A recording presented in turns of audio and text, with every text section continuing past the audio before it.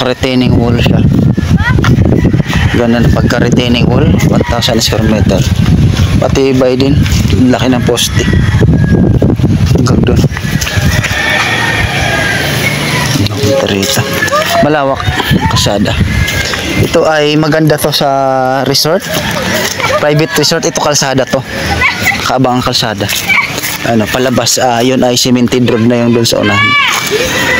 Malapit siya sa ilog, maganda rin sa pag-aalagaan ng baboy. Ayan. Tiin mo lang ako sa presyo.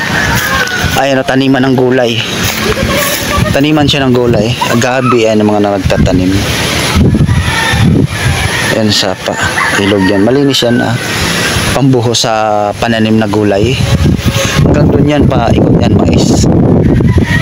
Yan, mais yan. Mais pa ikot. Ito siya, naka-retaining wall siya. Meron na siyang kubo at saka puso rin yan, kubo siya. Dito tayo ngayon sa area kung saan meron tayong binibintang property. 1,000 square meter. Naka-retaining wall na.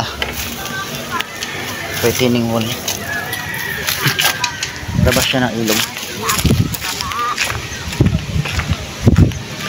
Kalsada palabas. Maganda siya sa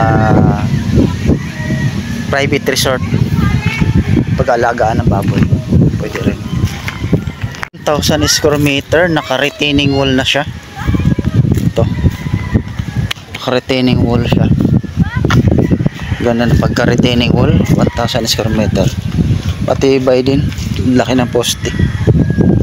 Hanggang doon. Rito. Malawak kasada. Ito ay maganda to sa resort. Private resort, ito kalsada to. Kaabang kalsada. Ano, palabas, yun ay cemented road na yung doon sa unahan.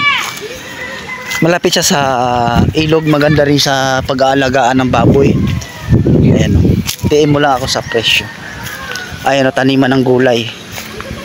Taniman siya ng gulay. Agabi, ayan ang mga nagtatanim. Ayan sa ilog yan. Malinis yan, pambuho sa pananim na gulay. Hanggang doon yan, ikot yan, mais. Yan, mais yan. Mais pa ikot. Ito siya, naka-retaining wall siya. Meron na siyang kubo at saka puso rin yan, kubo siya. May puso rin siya.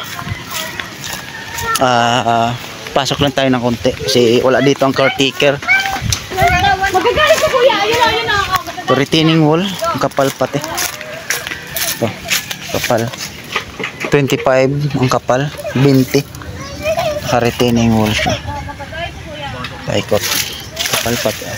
Sulod-sulod ang bakal. Ito yung pinakagit niya. Git. Kaabang na git. Yung kalsada palabas. Yan, cemented road.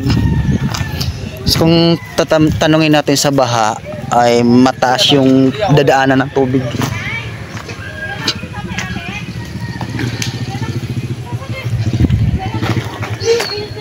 Silip lang tayo saglit sa loob pero hindi natin maikot. Ayan siya. Retaining wall. 1,000 square meter. Hanggang doon. May kubo na siya doon. May fruit bearing din, mangga. Halos mangga lang siya. Mangga. Ayan, yun, yero na yung bakod yun. 1,000 square meter.